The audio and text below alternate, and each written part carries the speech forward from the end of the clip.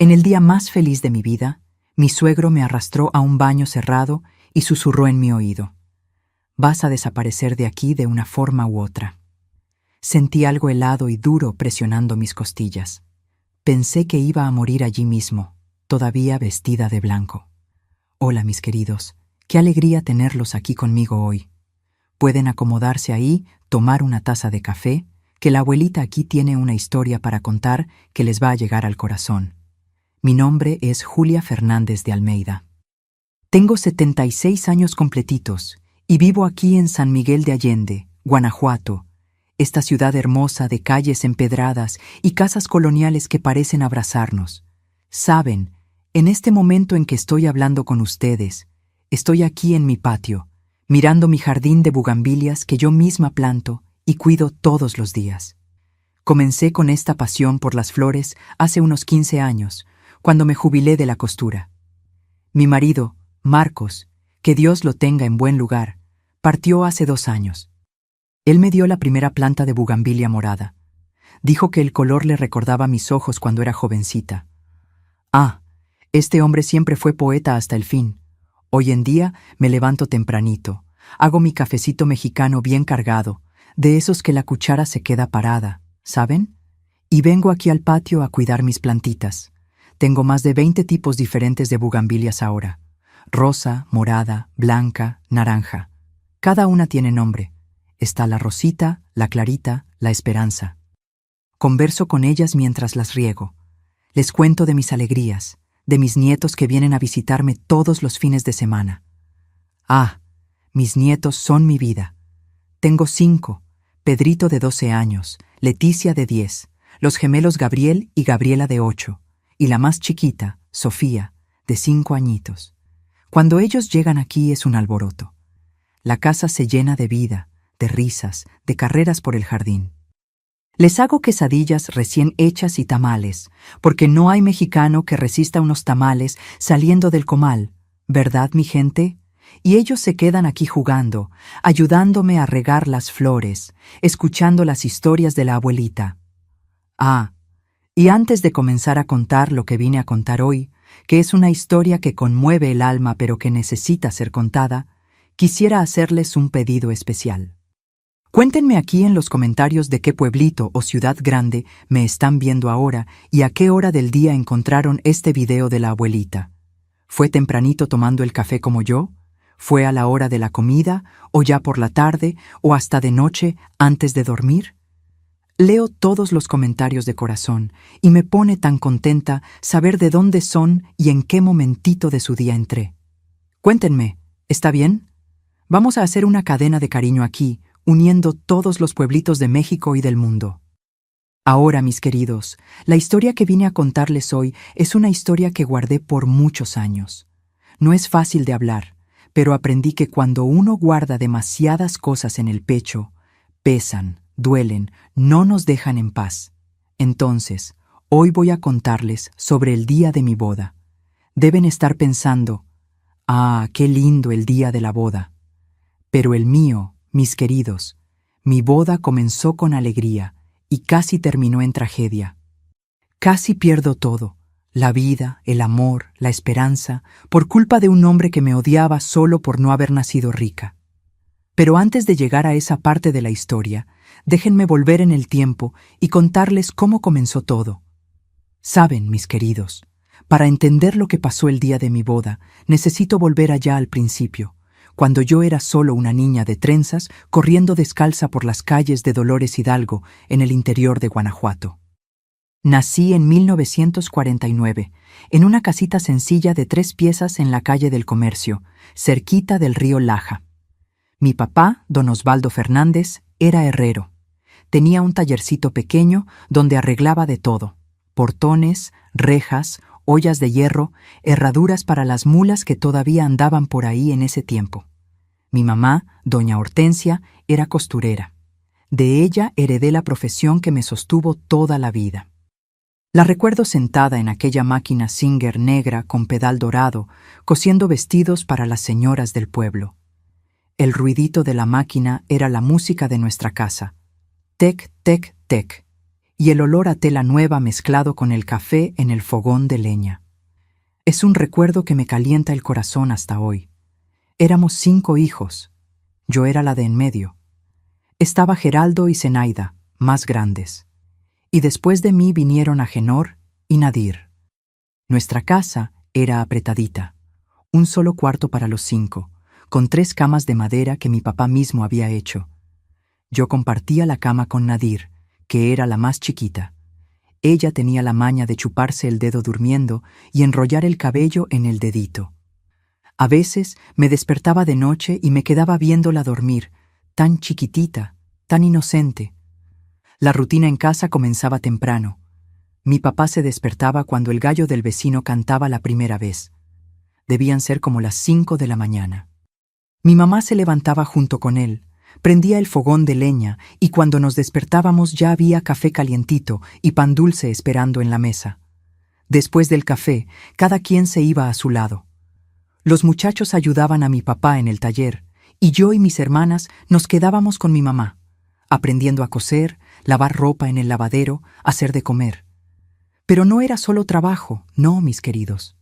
Teníamos nuestras alegrías de niños. A la orilla del río Laja, yo y la bola de niños y niñas de la calle jugábamos a las escondidas entre los árboles, a la rayuela dibujada con carbón en el suelo de tierra, a la rueda cantada. Yo era buena para trepar árboles. Me subía al mango del patio más rápido que cualquier niño. Y mi mamá siempre gritaba desde abajo: «Julia, bájate de ahí, niña. Eso no es cosa de señorita». Fue en una de esas tardes de jugar en el río, yo ya con mis 17 años, allá por 1966, que conocí a Marcos. Ah, mis queridos, cuando vi a ese muchacho por primera vez. Había venido de San Miguel de Allende a visitar unos primos que vivían en Dolores Hidalgo.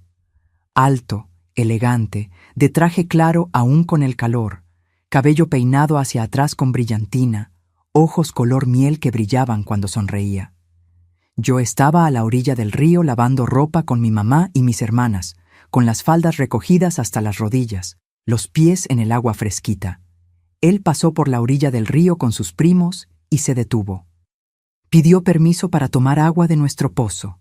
Mi mamá, siempre hospitalaria, le ofreció un vaso, pero fue a mí a quien miró cuando agradeció. «Muchas gracias, señorita. La señorita tiene una sonrisa que ilumina todo este río». Me puse roja como jitomate, mis queridos. Mis hermanas, todas riéndose de mí después. A partir de ese día, él buscó todo tipo de excusa para aparecer en Dolores Hidalgo. Decía que tenía negocios, que tenía que visitar a los primos, que tenía que no sé qué. Pero la verdad es que venía a verme. Comenzó a cortejarme a la antigua. ¿Saben cómo era? Pedía permiso a mi papá para conversar conmigo en la sala, siempre con mi mamá vigilando cerca. Traía flores del jardín de la casa de los primos, me prestaba libros, porque él había estudiado, era licenciado en Derecho, cosa fina. Marcos era un hombre de valor, mis queridos, gentil, educado, siempre respetuoso. Tenía una voz suave que me calmaba, unas manos grandes y cuidadosas. Cuando él me miraba, yo sentía que era la mujer más importante del mundo entero. Me trataba como si fuera una princesa, aun siendo yo solo una muchacha sencilla de familia de herrero y costurera. Durante 6 meses, él hizo ese viaje cada semana de San Miguel de Allende a Dolores Hidalgo. Eran casi 60 kilómetros de carretera, unas 2 horas de viaje en la camioneta que pedía prestada. Todo eso solo para quedarse 2, 3 horas conversando conmigo en la sala de la casa. Mi papá comenzó a apreciarlo. Decía que era hombre trabajador, de palabra, de respeto. Mi mamá también le tomó cariño, aún con esa desconfianza que toda mamá tiene del pretendiente de la hija. Pero había un problema, mis queridos, un problema grande. El papá de Marcos, el doctor Arnaldo Almeida, era un hombre rico de San Miguel de Allende. Tenía tierras, tenía dinero, tenía nombre importante en la ciudad. Y cuando Marcos le contó que estaba enamorado de una muchacha de Dolores Hidalgo, hija de herrero, ¡ay, Dios mío del cielo! El mundo se derrumbó.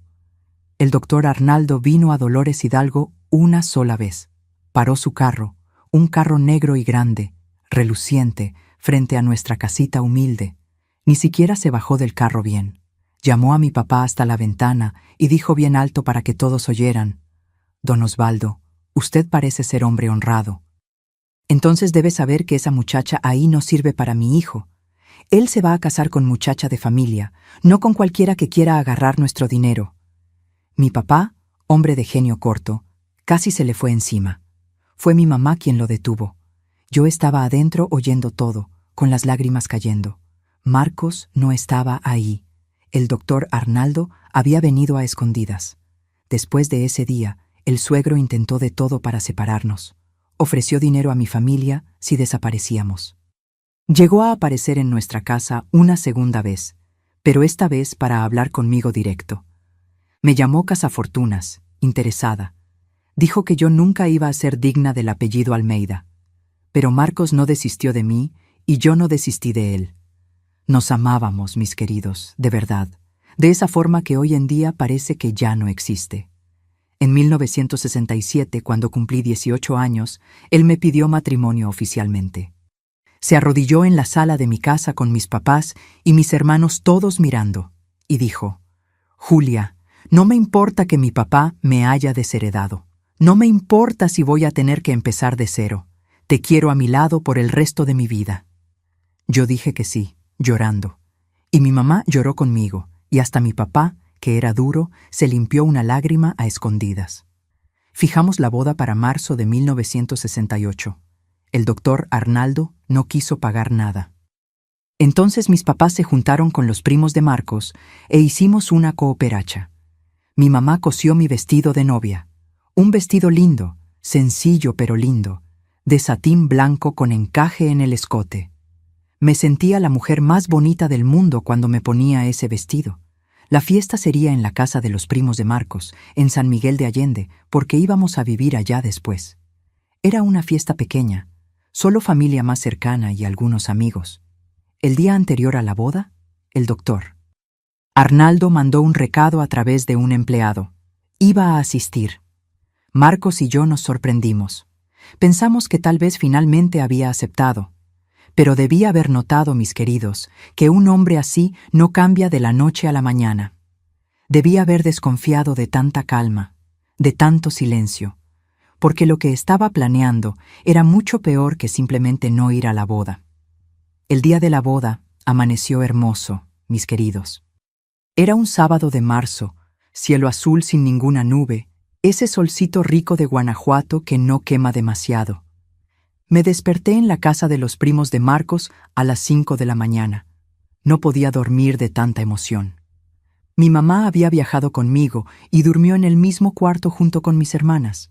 Ellas se despertaron conmigo y nos quedamos ahí conversando bajito para no despertar al resto de la casa, riendo nerviosas, yo temblando como vara verde. «Hija mía, ¿estás segura?», me preguntó mi mamá por milésima vez, sosteniendo mis manos. Todavía hay tiempo de volver a Dolores Hidalgo, de olvidar todo esto. Ese hombre, el papá de Marcos, es peligroso, Julia. Hombre con dinero y poder es capaz de cualquier cosa cuando lo contrarían. Apreté sus manos de vuelta. «Mamá, yo amo a Marcos y él me ama. El doctor Arnaldo va a tener que aceptar tarde o temprano. No puede estar enojado con su hijo para siempre, ¿verdad?». Ah, mis queridos, cómo estaba equivocada. Cómo era inocente todavía, pensando que el amor vencería todo, que las personas tenían corazón blando. No tenía idea de lo que ese hombre era capaz. La mañana pasó en un borrón. Mi mamá y mis hermanas me ayudaron a arreglarme. Me bañé con agua tibia. Me pasé ese jabón de rosas que mi mamá había comprado especial para la ocasión. Zenaida me peinó. Hizo todos esos chinos que estaban de moda. Los sujetó con pasadores y mucho spray. Nadir me pintó las uñas, de rosa clarito. Y mi mamá estuvo todo el tiempo con los ojos llorosos, arreglando mi vestido, poniéndome el velo, diciendo que yo era la novia más linda que San Miguel de Allende había visto. El vestido que ella había cosido era una obra de arte, mis queridos. Satín blanco brillante, ajustado en la cintura, la falda amplia que llegaba al piso, mangas largas de encaje, escote redondo, también con encaje delicado. Cuando me vi en el espejo, no me reconocí. Parecía una princesa de esas películas que pasaban en el cine del pueblo. La ceremonia sería a las 3 de la tarde en la parroquia de San Miguel Arcángel, allá en el centro de San Miguel de Allende. La fiesta después sería en la casa de los primos de Marcos, que tenían un salón grande en el fondo, perfecto para recibir a los invitados. No eran muchos, unas 60 personas en total. Mi familia de Dolores Hidalgo, los primos de Marcos y algunos amigos, los vecinos de los primos que nos ayudaron con la organización. Cuando llegamos a la iglesia, mi corazón estaba disparado. Mi papá estaba esperando en la puerta, todo arreglado en el traje café que había comprado para la ocasión. El primer traje de su vida, ¿se imaginan? Estaba nervioso también, tocándose el nudo de la corbata, pasándose la mano por el cabello. «Hija mía», dijo cuando me vio y su voz falló. Estás linda de más, igual que tu mamá el día que me casé con ella». Me dio el brazo y entramos despacio a la iglesia. Marcos estaba allá al frente, al lado del padre. Cuando me vio entrando, su rostro se iluminó completamente. Sonrió de esa forma que hacía que mi corazón brincara y vi una lágrima rodar por su rostro. En ese momento, mis queridos, tuve la certeza de que estaba haciendo lo correcto. Ese hombre me amaba de verdad. La ceremonia fue hermosa. El padre habló sobre el amor, sobre el compromiso, sobre construir una vida juntos. Intercambiamos las argollas sencillas de oro que Marcos había comprado con el dinero que juntó trabajando. Cuando él puso la argolla en mi dedo, susurró solo para que yo oyera. «Para siempre, mi amor, tú y yo contra el mundo». Y entonces vino el momento que más me daba miedo, la hora del «si alguien se opone a este matrimonio, que hable ahora o calle para siempre». Mi corazón se heló. Miré al fondo de la iglesia. El doctor Arnaldo estaba allá sentado en la última fila, solo, con esa cara seria, esos ojos fríos mirándome con tanto odio que sentí un escalofrío. Pero no dijo nada. Se quedó en silencio. El padre esperó unos segundos y continuó. «Los declaro marido y mujer. Puede besar a la novia». El beso de Marcos fue suave, respetuoso, lleno de amor. Toda la iglesia aplaudió. Estaba casada. Era oficialmente Julia Fernández de Almeida. Salimos de la iglesia bajo una lluvia de arroz que nuestros amigos tiraron, todos riendo, tomando fotos. A la salida de la iglesia, el doctor Arnaldo pasó junto a mí. Se detuvo muy cerca de mí, tan cerca que podía sentir el olor del cigarro caro que fumaba. No miró a su hijo, solo me miró a mí, y susurró bajito para que nadie más oyera. «Disfruta mientras dure, niña, porque no va a durar». Sentí un frío en la espalda, pero traté de ignorar. Era mi día de boda. No iba a dejar que ese hombre lo arruinara. Fuimos todos a la casa de los primos. El salón estaba decorado con flores blancas y amarillas. Había una mesa larga, llena de comida, botanas, mole, tamales, pastel, dulces, refrescos, cerveza. Mi mamá y las primas de Marcos habían preparado todo con tanto cariño. Había hasta una pequeña pista de baile con esas luces de colores que parpadeaban. La fiesta comenzó animada. Había música tocando en una tocadiscos, las personas conversando, riendo, comiendo. Marcos y yo abrimos el baile. Era un vals. Fascination. Esa música romántica que habíamos escogido. Él me guiaba por la pista con tanta delicadeza, sosteniéndome por la cintura, mirándome a los ojos. Me sentía flotando. El doctor. Arnaldo llegó a la fiesta una hora después. Entró sin ser invitado. Técnicamente era el papá del novio, entonces nadie lo iba a detener. Pero su presencia cambió el ambiente inmediatamente. Las conversaciones se volvieron más bajas, forzadas. Se quedó en un rincón, bebiendo whisky solo observando, con esa mirada de serpiente esperando para atacar. Traté de no hacerle caso. Bailé, comí, conversé con todos, agradecí a los invitados por haber venido. Marcos estaba feliz, presentando a su nueva esposa a los amigos, recibiendo las felicitaciones. Hasta bromeó con los amigos sobre la luna de miel. Íbamos a pasar unos días en una posadita sencilla allí mismo en San Miguel de Allende. Nada muy lujoso, pero para nosotros iba a ser perfecto. Ya eran casi las 6 de la tarde cuando pasó. Yo estaba cerca de la mesa del pastel, conversando con mi mamá y con la prima de Marcos, Olivia. El salón estaba lleno, música alta, gente riendo. De repente sentí una mano en mi hombro. Era el doctor Arnaldo, Julia. Dijo con esa sonrisa falsa, ese tono de voz demasiado tranquilo, peligroso.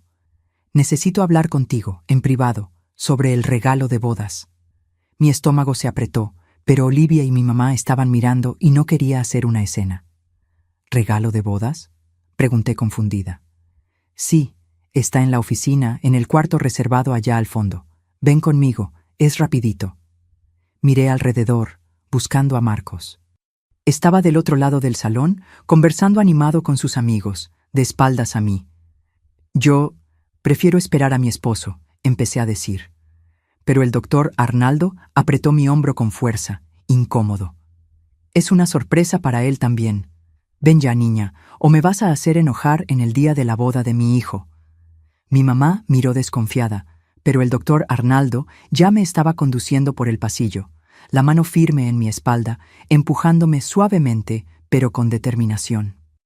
El pasillo del fondo era estrecho, mal iluminado. Llevaba a los baños y a la tal oficina.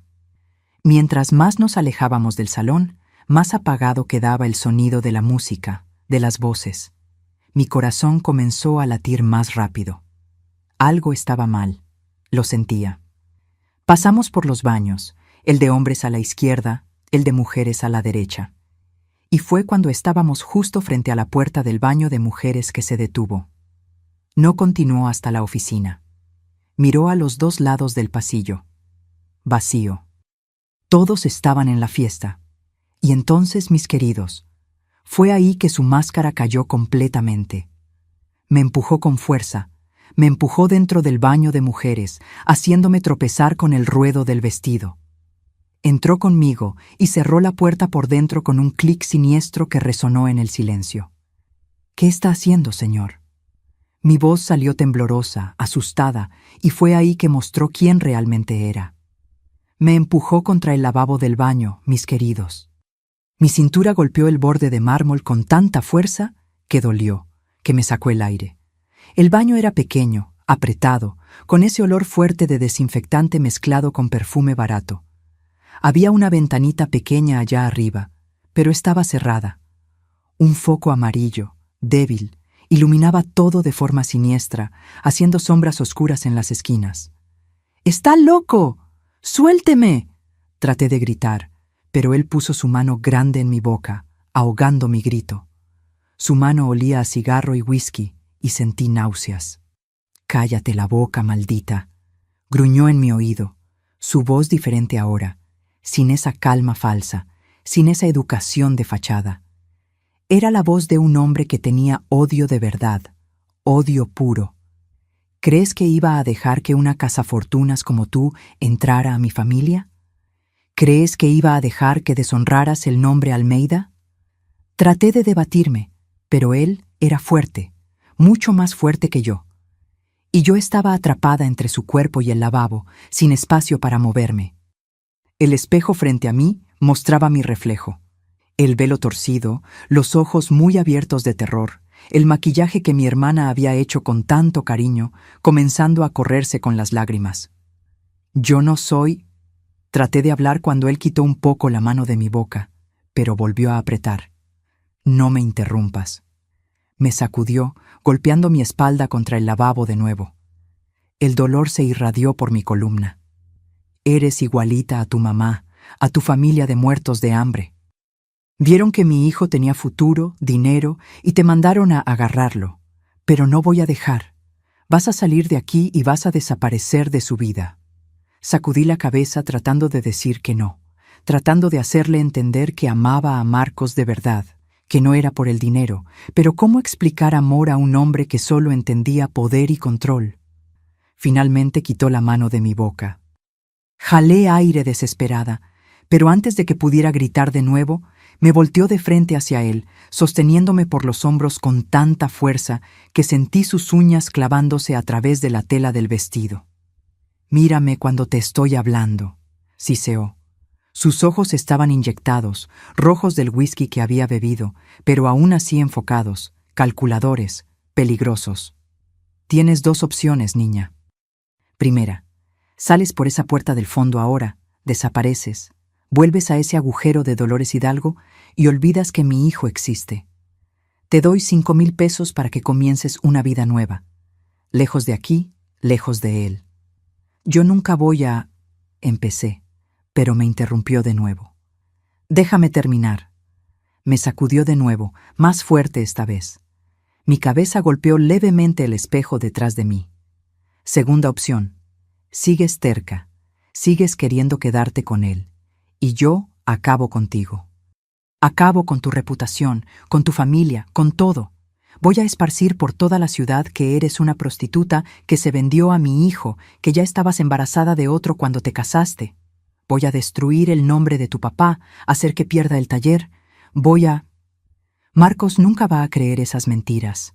Logré hablar, la voz saliendo aguda, desesperada. Él me ama, sabe quién soy. Su risa fue peor que los gritos. Una risa baja, cruel, que resonó en ese baño pequeño. ¿Amor? ¿Crees que el amor vence al dinero? ¿Vence al poder? Mi pobre niña ingenua. Él es mi hijo, yo lo crié. Él va a creer en mí, no en ti. Soltó uno de mis hombros y se pasó la mano por la cara, como si estuviera cansado, como si yo fuera un insecto irritante que necesitaba aplastar. Marcos es mi hijo, voy a hacerle ver la verdad. Fue en ese momento, mis queridos, que vi algo brillar en su cintura, dentro del saco, algo metálico, oscuro. Mi corazón se detuvo. Él notó que había visto y sonrió. Esa sonrisa nunca la voy a olvidar. Era la sonrisa de alguien que sabía que había ganado, que tenía todo el control. Ah, esto. Abrió un poco el saco, revelando el objeto sujeto en la pretina del pantalón. Era pequeño, pesado, mortal. Es solo un seguro, ¿sabes? En caso de que sigas terca. Todo mi cuerpo comenzó a temblar. No era solo miedo, era terror absoluto. Ese tipo de terror que paraliza, que te hace olvidar cómo respirar. Por favor. Mi voz salió como un susurro. Por favor, no. Yo solo quiero lo que tú quieres, no importa. Me empujó de nuevo contra el lavabo, más violento ahora. Y entonces, mis queridos, hizo algo que me marcó hasta hoy, que me humilló de una forma que nunca pensé que fuera posible. Agarró el escote de mi vestido, ese vestido hermoso que mi mamá había cosido con tanto amor, con tanta dedicación, y jaló. El sonido de la tela rasgándose fue horrible, demasiado alto en ese silencio. El encaje delicado del escote se deshizo como papel y el satín blanco se abrió, rasgándose hasta casi la cintura. Traté de sostener el vestido, traté de cubrirme, pero él apartó mis manos con una cachetada. «Mira nomás», dijo con asco en la voz. «Ni tan bonita sin las ropas arregladas. ¿Qué crees que va a pensar Marcos cuando sepa que saliste de aquí con el vestido rasgado? ¿Qué va a pensar que pasó?» No. Las lágrimas estaban cayendo libres ahora, mojando lo que quedaba del vestido. «Por favor, no haga esto. Va a pensar que te fuiste con otro hombre». El doctor Arnaldo continuó hablando despacio, calculando cada palabra elegida para lastimarme más. Va a pensar que eras una cualquiera desde el principio, que nunca serviste, y me va a agradecer por haber tratado de avisarle. Traté de juntar los pedazos del vestido, traté de cubrirme, pero era imposible. La tela estaba destruida, colgando en tiras. Me sentía desnuda, expuesta, humillada de una forma que nunca había sentido en la vida. Y peor que la humillación física era saber que él tenía razón. ¿Cómo iba a explicar aquello? ¿Quién me iba a creer contra un hombre rico, respetado? Entonces vas a salir por aquella puerta del fondo, dijo, apuntando a la pequeña puerta de servicio que había en la esquina del baño que daba al callejón detrás de la casa. Vas a salir, te vas a ir y nunca más vas a volver. O... Se detuvo de hablar y lentamente, muy lentamente, puso su mano dentro del saco. Mi corazón se disparó. No, no, por favor. Sacó el objeto pequeño, negro, frío. Lo apuntó hacia mí, sosteniéndolo con una mano firme, sin temblar. La boca del cañón era un agujero negro que chupaba toda mi esperanza. «¿O resuelvo el problema aquí mismo?», completó, la voz demasiado tranquila, muerta. «Voy a decir que fue suicidio, que no aguantaste la presión, que estabas desequilibrada. Van a creerme». Siempre me creen. No podía respirar. Las paredes del baño parecían estar cerrándose a mi alrededor. Pensé en mi mamá allá afuera, esperando, sin saber lo que estaba pasando. Pensé en Marcos, sonriendo con los amigos, feliz, sin imaginar que su propio padre estaba aquí destruyéndome. Pensé en todo lo que había soñado. La vida de casada, los hijos que íbamos a tener, la casita sencilla pero llena de amor. Todo terminando ahí en ese baño apestoso por las manos de un hombre que me odiaba solo por no haber nacido rica. «Escoge», ordenó, presionando el objeto contra mis costillas del lado izquierdo. La presión era fuerte, dolorosa, brutal. Sentía algo tronando dentro de mí, tal vez una costilla quebrándose, no sé. El dolor era tan intenso que mi visión se oscureció en los bordes. «Escoge ahora. ¿Sales o te hago salir en un cajón?» Yo... Mi voz no salía, la garganta estaba cerrada. El objeto presionaba más fuerte, y el dolor se irradiaba por todo mi pecho. No podía pensar bien, solo podía sentir el dolor, sentir el terror, sentir la certeza de que iba a morir ahí. Acercó la boca a mi oído, el aliento caliente y asqueroso. «El novio no necesita saber nada de esto, ¿sabes? Puede pensar que te fuiste con otro, que eras una... desde el principio. Es mejor así para todos». Y entonces presionó aún más fuerte, tan fuerte que sentí algo dentro de mí cediendo, quebrándose. El dolor era insoportable. Abrí la boca sin aire, tratando de gritar, tratando de jalar oxígeno, pero no podía. El mundo estaba girando, poniéndose negro. Fue cuando el grito salió, un grito agudo, de dolor puro, de desesperación absoluta, que rasgó mi garganta y resonó en ese baño como una campana de muerte. Y del otro lado de la puerta, bien lejos en el salón, alguien oyó. Mi grito resonó por ese pasillo vacío, como el grito de un animal herido, desesperado, muriendo. Y por unos segundos, segundos que parecieron una eternidad entera, nada pasó. El silencio después del grito era peor que el grito mismo. El doctor Arnaldo me miraba con esos ojos fríos, calculadores, tratando de oír más allá de la puerta, calculando si alguien había escuchado, si alguien vendría a investigar. La música en el salón estaba alta, una de esas canciones de fiesta animada, con gente cantando junto, aplaudiendo, riendo. Tal vez nadie había oído nada. Tal vez iba a morir ahí, y nadie nunca sabría la verdad. Relajó un poco el apretón, alejando ligeramente ese objeto frío y duro de mis costillas. El dolor latía, pulsaba, irradiándose por todo mi pecho como olas de fuego. Cada respiración era una agonía. Sentía algo caliente y húmedo escurriendo por dentro del vestido. No sabía si era sangre de alguna herida interna o si era solo sudor mezclado con lágrimas. Mi cuerpo en pánico total. «Listo», dijo, la voz volviendo a ese tono controlado. Muerto, como si nada hubiera pasado, como si no acabara de torturarme. «Se acabó la payasada. Ahora vas a salir por aquella puerta del fondo, vas a desaparecer y vas a olvidar que...». Pero no terminó la frase, porque oímos pasos rápidos, pesados, corriendo por el pasillo, botas sociales golpeando el piso de madera, cada vez más cerca, más urgentes. «¡Julia!», era la voz de Marcos, alta, desesperada, quebrándose a la mitad, ronca de tanto gritar mi nombre. «Julia, ¿dónde estás, Julia?». El doctor Arnaldo se puso blanco. El color literalmente desapareció de su rostro.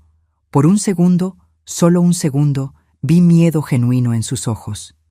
No era el miedo de ser lastimado físicamente, era el miedo de ser atrapado, de ser descubierto, de ser expuesto como el monstruo que realmente era.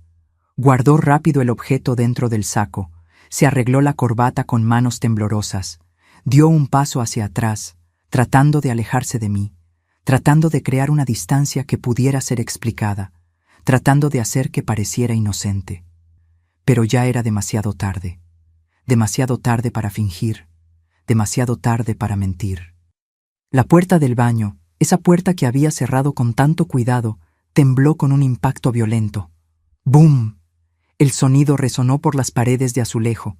Marcos estaba del otro lado, no tocando, no pidiendo, atacando la puerta, golpeándola, pateándola, desesperado.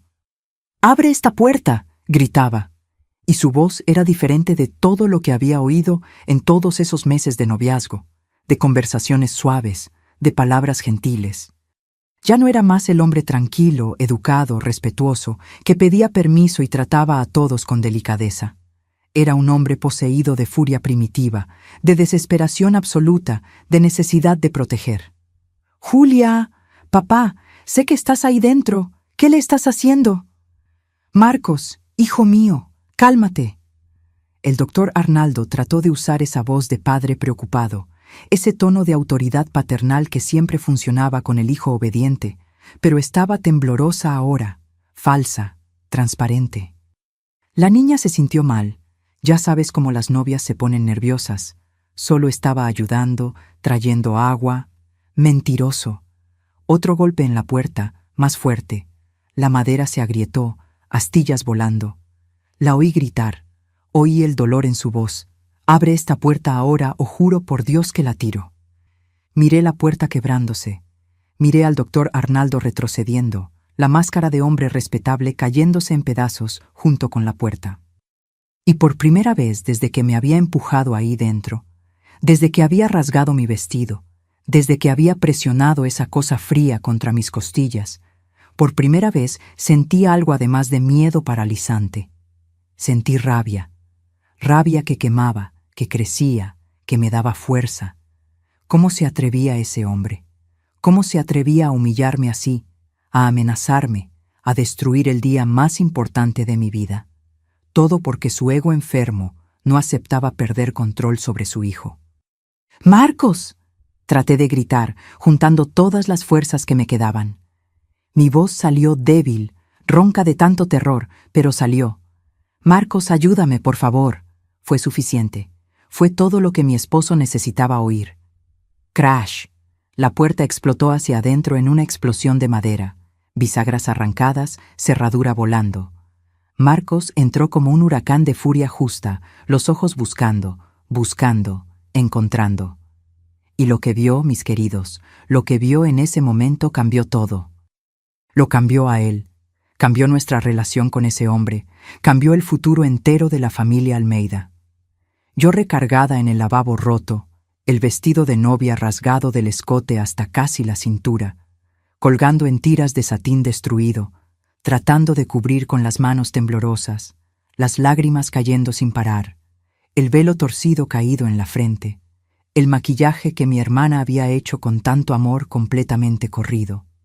Y su padre a unos pasos de distancia, el saco desalineado, el cabello despeinado, el rostro rojo de esfuerzo y culpa, sudor escurriendo. Marcos se quedó congelado por un segundo. Un único segundo donde su cerebro procesó la escena, conectó los puntos, entendió exactamente lo que había pasado ahí. Vi el shock en sus ojos, vi la comprensión, vi la furia naciendo. Y entonces, hijo de... Ni terminó la palabra. No había palabras para lo que estaba sintiendo. Se lanzó sobre el padre con una violencia que yo nunca había visto en hombre alguno. Agarró su saco con ambas manos y lo empujó contra la pared del baño con tanta fuerza que agrietaron los azulejos donde la espalda del doctor Arnaldo golpeó. El sonido fue horrible, cerámica quebrándose, tronando. «¿Qué le hiciste? ¿Qué le hiciste a mi esposa?» «Marcos, no entiendes». El doctor. Arnaldo trató de explicarse, trató de usar esa voz de autoridad, de padre que siempre sabe más, que siempre tiene razón. «Esta niña no es buena para ti. Iba a destruir a nuestra familia. Estaba tratando de protegerte de...» «Cállate la boca». Marcos lo sacudió de nuevo, levantando al padre del piso, sus pies apenas tocando el suelo, su cabeza golpeando los azulejos agrietados. ¿Protección? ¿Llamas a esto protección? Mírala. Mira lo que hiciste. Fue ahí que el doctor Arnaldo cometió su último error, su último acto de cobardía. Su mano fue al saco, deslizándose hacia adentro, buscando el objeto escondido ahí. Iba a tratar de amenazar a su propio hijo ahora, o peor, iba a tratar de defenderse disparando. Pero Marcos era más rápido. Tenía toda la furia de la justicia de su lado. Vio el movimiento, entendió la intención mortal, y antes de que el padre pudiera alcanzar, Marcos agarró su muñeca. La agarró con tanta fuerza que oí el hueso tronando, y golpeó ese brazo contra el espejo del lavabo. El sonido fue terrible, mis queridos. Vidrio explotando en 1000 pedazos filosos, esquirlas volando por todo el baño pequeño, cayendo al piso como lluvia de cristal. Y el grito de dolor del doctor. Arnaldo resonando, agudo, humano, por primera vez, ya no más controlado o calculador, solo dolor puro. La sangre comenzó a escurrir inmediatamente del brazo de él, cortado profundamente por los vidrios del espejo, rasgaduras hondas en la piel pálida, rojo vivo brotando y goteando en el piso de mármol blanco, dejando charcos que se expandían como flores macabras, creciendo demasiado rápido. El objeto cayó al piso con un ruido metálico fuerte. Cayó ahí entre los vidrios brillantes y la sangre todavía caliente, expuesto, innegable, prueba concreta de lo que ese hombre había hecho, de lo que había planeado. Marcos miró aquello, miró fijo, procesando. Miró a su padre, y yo vi con claridad absoluta el momento exacto en que algo dentro de mi esposo se rompió también. Se rompió para siempre el respeto filial, la obediencia, el amor condicionado que había tenido toda la vida por ese hombre. Todo se hizo añicos como ese espejo. Ibas a... Su voz salió baja, incrédula, temblando de emoción contenida. ¿Ibas a matarla el día de nuestra boda? ¿Ibas a matar a mi esposa? Estaba protegiéndote. El doctor Arnaldo gritó de vuelta, sosteniendo el brazo herido, la sangre escurriendo entre los dedos, manchando el traje caro. Protegiendo a nuestra familia, nuestro nombre, nuestro futuro. De esta... No terminó, porque Marcos golpeó a su padre en el rostro con toda la fuerza acumulada de años de opresión silenciosa. El sonido de la nariz quebrándose fue nítido, horrible, un chasquido húmedo, seguido de sangre brotando. El doctor Arnaldo tambaleó, golpeó su espalda contra la pared, se resbaló hasta el piso, dejando un rastro de sangre rojo vivo en los azulejos blancos como pintura abstracta de violencia justa. Pero Marcos no se detuvo, no podía detenerse. Su rabia era un volcán en erupción ahora, acumulada de toda una vida, de tener que ser el hijo perfecto, de tener que obedecer sin cuestionar, de tener que aceptar el control enfermo y tiránico. Se arrodilló sobre el cuerpo de su padre y golpeó de nuevo, y de nuevo, y de nuevo. La sangre salpicaba con cada impacto, manchaba el traje blanco de él, manchaba el piso, manchaba las paredes, manchaba todo en ese baño que se había convertido en escenario de justicia brutal. «¡Marcos, para!», encontré mi voz finalmente, rasgando mi garganta herida para gritar a través de las lágrimas y el terror. «¡Para! ¡Vas a matarlo, Marcos!». No era por piedad del doctor Arnaldo, que ese hombre se pudriera por mí, me daba igual. Era por Marcos, porque sabía con certeza absoluta que si mataba a su padre ahí en ese momento de furia ciega, nunca se iba a perdonar. Iba a cargar ese peso, esa culpa por el resto de su vida. Y no iba a dejar que ese monstruo destruyera a mi esposo también. Marcos se detuvo, se congeló con el puño en el aire, respirando pesado, las manos temblando violentamente, cubiertas de sangre de su padre, de sus propios cortes que los vidrios habían hecho cuando golpeó. Estaba jadeando, sudando, los ojos todavía ciegos de furia. El doctor Arnaldo estaba en el piso, semiconsciente, gimiendo bajito, el rostro irreconocible de tanta sangre, la nariz claramente quebrada y torcida, la mandíbula dislocada, los dientes de enfrente rotos. Marcos miró sus propias manos ensangrentadas, miró a su padre destruido en el piso, y entonces me miró a mí. Y fue como si despertara de un trance violento. La rabia se vació de sus ojos en un segundo, reemplazada por preocupación pura, por amor intenso, por culpa aplastante. Julia. Se levantó tambaleándose, las piernas débiles, y vino hacia mí. Julia, Dios mío, ¿qué te hizo? ¿Qué te hizo este monstruo? Me desplomé. Simplemente me desplomé. Las piernas ya no me sostenían. Todo el terror, todo el dolor, todo se derrumbó de una vez. Pero antes de caer al piso duro, lleno de vidrio, él me atrapó. Me atrapó en sus brazos con tanto cuidado, tanta delicadeza, como si yo estuviera hecha del vidrio más frágil del mundo.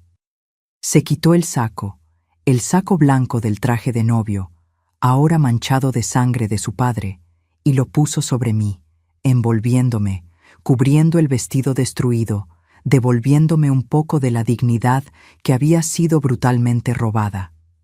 «Lo siento tanto», susurraba contra mi cabello, la voz completamente quebrada, lágrimas cayendo por su rostro también ahora, mojando mi frente. «Lo siento tanto, mi amor. Debí haberte protegido, debí haber desconfiado, debí haber...» «No fue tu culpa», logré decir, agarrando su camisa con fuerza, necesitando ese contacto, esa seguridad. «No fue, no sabías». Afuera del baño comenzamos a oír voces alarmadas, personas corriendo, gritando, confusión total. Alguien había oído los gritos, los ruidos de la pelea violenta, el vidrio quebrándose. Mi mamá apareció primera en la puerta destruida, todavía sosteniendo un vaso de refresco que estaba tomando en el salón. Miró la escena, la sangre por todos lados, el vidrio roto brillando, el doctor Arnaldo caído en el piso gimiendo, yo en los brazos de Marcos con el vestido en tiras, y el vaso cayó de sus manos, haciéndose añicos en el piso. Llevó las manos a su boca, un gemido de horror puro saliendo. «Dios mío del cielo, Julia, hija mía». Detrás de ella vinieron los primos de Marcos, sus amigos, mis hermanos, invitados. Todos empujando para ver, gente gritando, preguntando qué había pasado. Confusión y pánico total. La prima Olivia corrió a llamar a la policía. Mi hermano Geraldo, siempre protector, entró y casi se fue encima del doctor Arnaldo de nuevo. Pero mi papá lo detuvo. Alguien trajo toallas blancas para detener la sangre del doctor Arnaldo. No porque le tuvieran lástima, sino porque nadie quería un muerto ahí. Nadie quería convertir aquello en homicidio. Marcos me cargó fuera de ese baño maldito. Me llevó por el pasillo. Atravesó el salón donde la música se había detenido y todos estaban parados mirando con horror. Me llevó al cuarto de los primos. Me recostó en la cama con cuidado infinito, como si yo pudiera quebrarme en cualquier momento. Mi mamá y mis hermanas vinieron corriendo detrás, llorando, abrazándome, preguntándome si estaba bien, qué había pasado. Alguien trajo una bata grande de algodón para que me pusiera sobre el vestido destruido, cubriéndome, dándome calor. La policía llegó 15 minutos después. 2 policías que estaban patrullando cerca entraron al baño, vieron la escena, recogieron el objeto del piso con cuidado, llevaron al doctor Arnaldo, todavía semiconsciente, gimiendo de dolor, el rostro hinchado y sangrando, esposado y directo al hospital bajo escolta. Después de ser tratado, sería transferido a la cárcel. Intento de homicidio, amenaza con arma, agresión, secuestro. La lista de crímenes era larga. Tomaron fotos de la escena, recogieron los vidrios como evidencia. Me hicieron preguntas, pero yo apenas podía hablar, las palabras saliendo quebradas entre sollozos. Marcos respondió por mí, contó todo en los mínimos detalles, no escondió nada, no protegió a su padre. La fiesta había terminado, por supuesto. Los invitados se fueron todos, asustados, choqueados, en silencio. Mi vestido de novia, que debía haber sido guardado como recuerdo precioso, fue tirado. No había forma de salvarlo. Estaba completamente destruido, manchado de sangre y memorias horribles que nunca podríamos borrar. Esa noche, en vez de luna de miel romántica, la pasé en el hospital. Tiene una costilla fisurada, confirmó el médico tomando rayos X. Hematomas profundos en la espalda y en los hombros. Trauma psicológico severo. Me dieron medicinas fuertes para el dolor, medicinas para dormir, medicinas para la ansiedad. Pero nada, absolutamente nada, quitaba de mi cabeza ese baño pequeño, ese momento de terror absoluto, esa sensación de impotencia total. Marcos no se apartó de mi lado ni un solo minuto. Sostuvo mi mano todo el tiempo, pidiendo disculpas repetidamente, diciendo que me amaba, que nunca más iba a dejar que nadie me lastimara de nuevo. Los días que vinieron después de esa noche fueron los más difíciles de mi vida, mis queridos. Más difíciles hasta que el propio día de la boda, porque ahora tenía que lidiar no solo con el dolor físico, sino con todo lo que había pasado repitiéndose en mi cabeza día y noche, sin parar. Nos quedamos hospedados en la casa de los primos de Marcos por 2 semanas. Yo apenas podía salir de la cama los primeros días.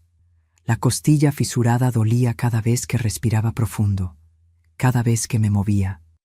Los hematomas se pusieron morados, luego verdosos, amarillentos, un mapa de dolor en mi cuerpo. Pero peor que el dolor físico eran las pesadillas.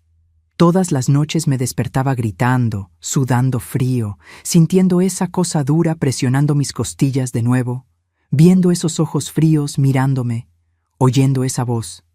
Vas a desaparecer de aquí. Marcos dormía o trataba de dormir en una silla al lado de la cama. Cada vez que me despertaba asustada, estaba ahí sosteniendo mi mano, prendiendo la luz, diciéndome que estaba todo bien, que estaba segura, que él estaba ahí. Pero yo veía la culpa en sus ojos, mis queridos. Veía que se culpaba por no haber notado antes, por no haber protegido mejor. No fue tu culpa, repetía todas las noches. Tú me salvaste. Si no fuera por ti. Pero sabíamos, si él hubiera tardado 1 minuto más, solo 1 minuto más, tal vez yo no estaría ahí. Mi mamá se quedó conmigo también, cuidándome, haciendo comida, ayudándome a bañar, porque yo no podía levantar los brazos bien. Mi papá volvió a Dolores Hidalgo con mis hermanos. Tenía que cuidar el taller, pero llamaba todos los días para saber cómo estaba. En su voz yo oía la rabia contenida, el deseo de haber hecho justicia con sus propias manos también. 3 días después de la boda, la policía vino a la casa de los primos para tomar mi declaración oficial. Vinieron 2 detectives, un hombre mayor, de bigote gris, y una mujer joven, la detective Marina, que fue quien conversó más conmigo.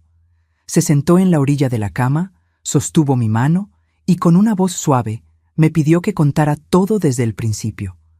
Fue difícil, mis queridos, muy difícil tener que revivir todo aquello, describir cada detalle, cada palabra que dijo, cada cosa que hizo. Lloré mucho mientras contaba. Marcos estaba a mi lado, apretando mi otra mano. La detective Marina no me apuró, me dejó llorar, me dio tiempo. Eres muy valiente, dijo cuando terminé. Y quiero que sepas que vamos a hacer de todo para garantizar que él pague por esto. Ya tenemos el arma, las fotos de la escena, el vestido destruido como evidencia, el testimonio de tu esposo, las heridas documentadas. Es un caso sólido. Él va a pagar. ¿Él va a salir de la cárcel? Pregunté con la voz temblando. No si yo puedo evitarlo, respondió con firmeza. Intento de homicidio, amenaza con arma, agresión, secuestro. Va a estar preso por mucho tiempo, Julia, mucho tiempo. Y estuvo, mis queridos.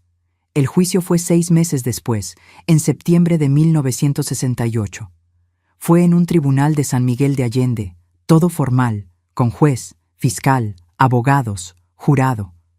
Tuve que testificar, sentada en esa silla alta frente a todos, con el doctor Arnaldo sentado ahí del otro lado de la sala, mirándome con odio.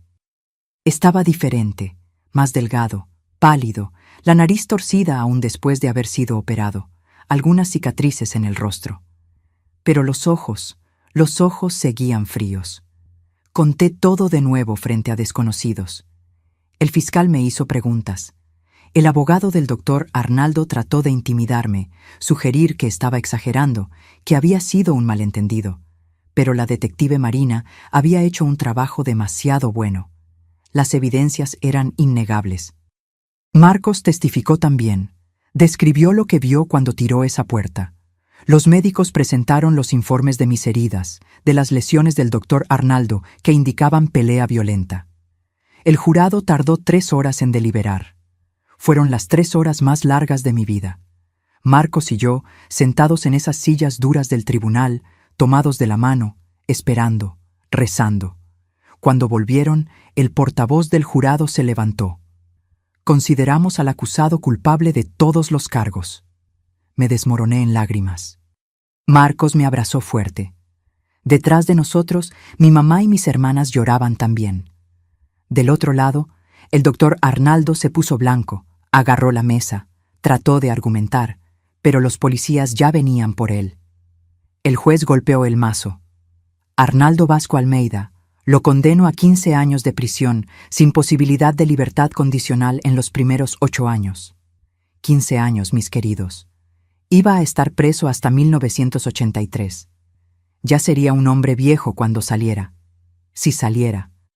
Salimos del tribunal ese día de septiembre con el sol brillando fuerte. Y por primera vez en meses sentí que podía respirar bien. Podía caminar en la calle sin miedo de ver hacia atrás. Podía dormir sin despertar gritando todas las noches. Se acabó, susurró Marcos, abrazándome ahí mismo en las escaleras del tribunal. Se acabó, mi amor. Ya no puede lastimarte más. Pero no había terminado completamente, ¿verdad? La recuperación emocional iba a tomar mucho más que la física. Comencé a hacer terapia con una psicóloga de San Miguel de Allende, la doctora Elena, una señora gentil de unos 50 años que tenía consultorio en la calle Insurgentes. Iba ahí cada semana, conversaba sobre los miedos, sobre las pesadillas que todavía venían a veces, sobre la dificultad de confiar de nuevo. El trauma no se cura de la noche a la mañana, me explicaba. Es como una herida profunda, necesita tiempo, cuidado, paciencia para cicatrizar. Y poco a poco, muy despacio, fui sanando. Marcos fue paciente conmigo, mis queridos. Tan paciente. En los primeros meses de matrimonio, ni siquiera trató de tocarme, más allá de abrazos y besos suaves. Esperó a que estuviera lista. Respetó mi tiempo. Cuando finalmente pude, cuando finalmente me sentí lo suficientemente segura, fue él quien lloró de alivio, de amor, de gratitud de que hubiera sobrevivido. Comenzamos nuestra vida de casados de verdad solo meses después de la fecha oficial. Rentamos una casita sencilla en el barrio de Guadalupe, en San Miguel de Allende. 2 piezas, cocina, baño, un patiecito. No era nada lujoso, pero era nuestro. Marcos trabajó duro como abogado, tomando casos pequeños al principio, construyendo reputación. Yo volví a coser, igual que mi mamá. Comencé haciendo ruedos de pantalón para vecinas, luego vestidos sencillos, después ajuares de bebé. Hicimos amigos nuevos en el barrio, gente sencilla, trabajadora, que no sabía de nuestra historia, que nos trataba como cualquier pareja joven normal. Doña Silda, la vecina de la casa de enfrente, se volvió casi una segunda madre para mí. Me enseñó recetas que no sabía. Me llamaba a tomar café en su casa. Me consolaba en los días difíciles. «Eres fuerte, niña», me decía, moviendo el azúcar en el café. «Mira todo lo que sobreviviste. Mírate aquí de pie reconstruyendo. Eso es fuerza de verdad». En 1969, un año y poquito después de la boda, descubrí que estaba embarazada. Ah, mis queridos, la alegría que fue. Marcos y yo lloramos juntos cuando el médico confirmó. Era un nuevo comienzo de verdad, una nueva vida creciendo dentro de mí. Un símbolo de que el amor había vencido al odio, que la esperanza había vencido al terror. Mi hijo mayor, Rodrigo, nació en enero de 1970. Era igualito al papá. Ojos color miel, cabello oscuro, sonrisa amplia. Cuando puse a ese bebé en mis brazos por primera vez, Sentí que había valido la pena. Todo había valido la pena. Todo el dolor, todo el sufrimiento, toda la lucha me había traído hasta ahí, hasta ese momento perfecto. Marcos fue un padre maravilloso desde el primer día. Se despertaba de madrugada para cambiar pañales, para arrullar cuando Rodrigo lloraba, para dejarme descansar. Tú ya hiciste la parte difícil, decía arrullando al bebé. Déjame hacer la mía. Vinieron otros hijos después. Camila en 1972, Lucas en 1974. Nuestra casita se quedó pequeña. Nos mudamos a una más grande. El despacho de Marcos creció. Mi costura se hizo conocida en la región. Poco a poco, muy despacio, construimos una vida buena, honesta, llena de amor. Nunca más hablamos con el doctor Arnaldo. Mandó cartas de la prisión al principio, tratando de justificarse, pidiendo perdón al hijo. Marcos las rompió todas sin leer. Dejó de ser mi padre el día que puso esa arma contra ti, me dijo. Ese hombre murió en ese baño. En 1983, cuando el doctor Arnaldo finalmente salió de prisión, ya estaba viejo, enfermo. Trató de entrar en contacto de nuevo. Mandó a un conocido a hablar con Marcos pidiendo ver a los nietos. La respuesta fue no. Un no firme, definitivo. Mis hijos nunca van a conocer al monstruo que trató de matar a su madre, dijo Marcos. El doctor Arnaldo murió solo en 1986, en un asilo de San Miguel de Allende. Marcos ni siquiera fue al entierro. Le dije que podía ir si quería, que yo iba a entender, pero sacudió la cabeza. Mi lugar es aquí, contigo, con nuestros hijos. Siempre fue, siempre va a ser. Y fue en ese momento, mis queridos, tantos años después de esa noche horrible, que finalmente sentí que me había liberado completamente. El monstruo había muerto, yo había sobrevivido, y más que eso, había vencido. Había construido una familia hermosa, una vida plena.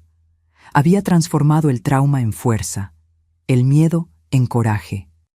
Y aquí estoy, mis queridos, a los 76 años, todavía aquí en San Miguel de Allende, en la misma ciudad donde viví los peores y los mejores momentos de mi vida. Esta ciudad me vio quebrada y me vio renacer. Me vio llorando de dolor y me vio sonriendo de alegría. Y es aquí donde elegí quedarme, porque aquí construí mi historia de verdad. Vivo en una casita en el barrio de Santa Ángela ahora, no muy lejos de aquella primera casita de Guadalupe donde comenzamos. Es una casa sencilla, de 3 recámaras, con ese patio que les mostré al principio, lleno de mis bugambilias. Compré esta casa en 1998, cuando Marcos finalmente logró juntar el dinero suficiente después de años trabajando duro. Fue un logro, ¿saben? Una casita nuestra, pagada, sin deberle nada a nadie. Marcos, mi querido Marcos, partió hace 2 años, en 2023. Cáncer de páncreas, vino rápido, ni siquiera dio tiempo de prepararse bien. Fueron 55 años de matrimonio, mis queridos. 55 años al lado del hombre que me salvó, que me amó, que construyó una familia hermosa conmigo. No pasa un día que no sienta su falta. No pasa una mañana que no miro al lado vacío de la cama y siento ese apretón en el pecho. Pero me dejó tanto de bueno, tanto amor, tantos recuerdos felices. Y me dejó a nuestra familia, nuestros 3 hijos y 5 nietos, que son la razón de mi vivir hoy. Rodrigo vive aquí en San Miguel mismo, trabaja como profesor de historia en la secundaria estatal. Se casó con Fernanda, que es enfermera, y me dieron 2 nietos, Pedrito de 12 años y Leticia de 10. Vienen aquí cada sábado sin falta. Rodrigo me ayuda con las cosas pesadas de la casa, cambiar focos, arreglar llaves, esas cosas que ya no puedo hacer sola. Leticia adora ayudarme a regar las bugambilias. Se queda haciendo 1000 preguntas sobre cada flor. Camila se mudó a Guadalajara hace años. Trabaja en una oficina de contabilidad. Se casó con Tiago y me dieron a los gemelos, Gabriel y Gabriela, de 8 años. Vienen a visitarme una vez al mes. Se quedan el fin de semana entero. ¡Ay, qué desorden sabroso hacen esos 2! Corren por el patio, juegan a las escondidas entre las flores, Me piden que haga quesadillas porque la abue hace las mejores quesadillas del mundo, según ellos. Lucas, mi consentido, vive en Ciudad de México, es ingeniero. Se casó con Patricia y me dieron a Sofía, que es la nietecita más chiquita de 5 añitos. No vienen tan seguido por la distancia, pero cuando vienen se quedan por lo menos una semana. Sofía es pegajosa, se queda todo el tiempo en mi regazo pidiéndome que le cuente historias. Pero historias de princesas, no las tristes de la abue, dice. Mi rutina hoy es sencilla, mis queridos. Me levanto temprano, allá por las 6 de la mañana, aunque ya no tenga obligación de levantarme temprano. El cuerpo se acostumbró toda una vida. Hago mi cafecito mexicano bien cargado, agarro mi pan dulce con mantequilla y vengo aquí al patio con vista al jardín. Me quedo viendo los pajaritos que vienen a tomar agua en el bebedero que Rodrigo instaló para mí.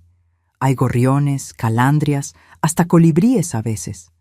Después del café vengo a cuidar las bugambilias. Es mi terapia, ¿saben? Regar cada una, conversar con ellas. Sí, converso con mis flores. Pueden reírse todo lo que quieran. Podar las hojas secas, abonar cuando necesitan. Cada color tiene un significado para mí.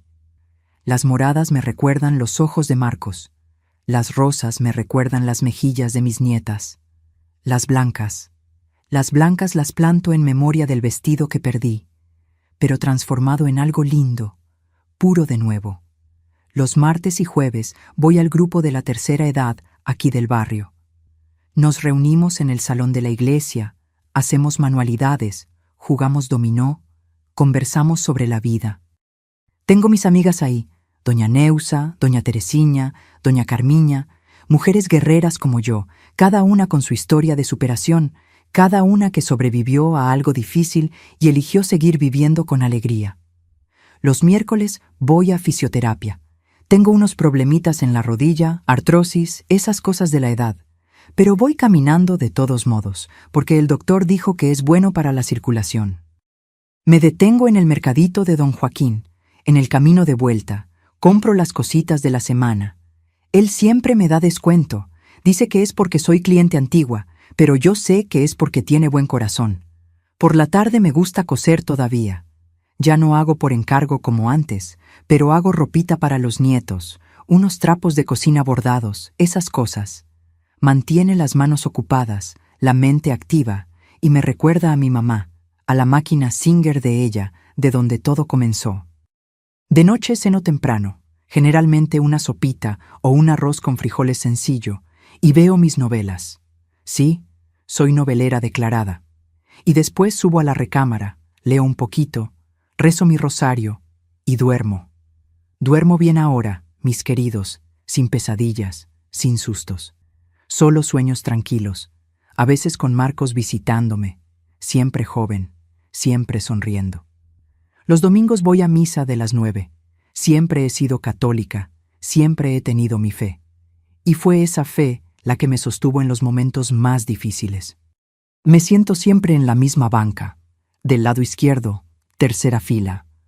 Rezo por mis hijos, por mis nietos, por Marcos allá en el cielo, por toda mi familia. Y agradezco mucho cada domingo por haber sobrevivido, por haber tenido la oportunidad de vivir esta vida larga y llena de amor. Cuando miro hacia atrás, hacia todo lo que pasé, a veces ni parece que fue conmigo, ¿saben? Parece historia de otra persona, de otro tiempo. Esa niña de 18 años, aterrorizada en un baño, parece tan distante de la señora de 76 que soy hoy, tranquila en medio de sus flores. Pero fue conmigo, sí. Y cada cicatriz, las físicas que ya desaparecieron, las emocionales que todavía existen allá en el fondo, me recuerdan que soy fuerte, que sobreviví, que vencí. Miro a mis nietos jugando en el patio, a mis hijos que crecieron buenos y honrados, a esta casita sencilla pero llena de amor, y sé que valió la pena.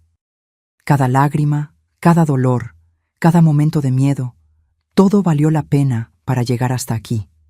Y es aquí, en este patio, en medio de mis bugambilias, con el olor a café mexicano en el aire y el ruido de los pajaritos cantando, que soy más feliz.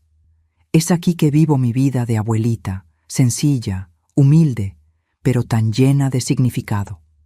Es aquí que vencí, mis queridos. Cada día vencí.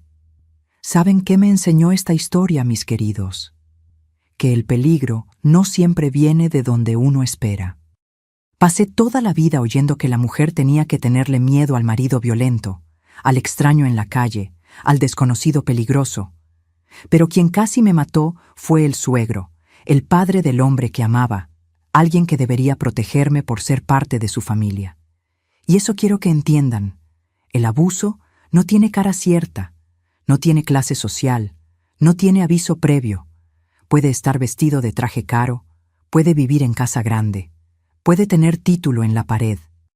El monstruo no es solo el borracho de la esquina. A veces es el doctor respetado de la ciudad. Pero también aprendí que el amor verdadero protege. Marcos pudo haber escogido a su padre, pudo haber creído las mentiras, pudo haberme abandonado. Pero eligió la verdad, eligió la justicia, me eligió a mí. Y eso cambió todo. Porque cuando alguien te ama de verdad, mis queridos, ese alguien no se queda en la cerca cuando hay peligro. Ese alguien tira la puerta. Si están en una relación donde la persona los defiende, los protege, enfrenta hasta a su propia familia por ustedes, agarren a esa persona con fuerza. Amor así es raro. Y si están en una relación donde la persona los pone en peligro, los expone, los deja vulnerables, corran. Corran y no miren atrás. Otra cosa que aprendí. La justicia es posible. No siempre, lo sé, pero a veces sí. Denuncié, testifico, luché, y él fue preso por 15 años. Pagó por lo que hizo. Entonces, si están sufriendo algo parecido, no se rindan. Documenten todo, tomen fotos, guarden mensajes, busquen ayuda. En cada país, en cada ciudad, existen personas listas para ayudarlos. No están solos. Y para ustedes que vieron hasta aquí, que me dieron este tiempo precioso para oír la historia de esta abuelita, necesito pedirles algo urgente. Suscríbanse a este canal ahora, activen la campanita. Porque, ¿cuántas mujeres por ahí están sufriendo calladas? ¿Cuántas necesitan oír que es posible sobrevivir? ¿Es posible denunciar? ¿Es posible vencer? Cada suscriptor aquí es una voz más diciendo, te creo, estoy de tu lado. Y déjenme un comentario, solo una palabra, rapidito. Escriban coraje, solo eso. Coraje para que yo sepa que vieron hasta el final, que entendieron el mensaje, que están conmigo en esta cadena de fuerza. Háganlo ahora. No esperen ni un minuto más, porque cuando nos unimos, cuando hablamos juntos, cambiamos el mundo. Y denle like a este video para que YouTube se lo muestre a más personas que necesitan oírlo. Y para ti, que estás pasando por algo parecido en este exacto momento, vas a sobrevivir. Eres más fuerte de lo que imaginas. El monstruo puede ser grande, pero tú eres más grande. Mereces ser feliz.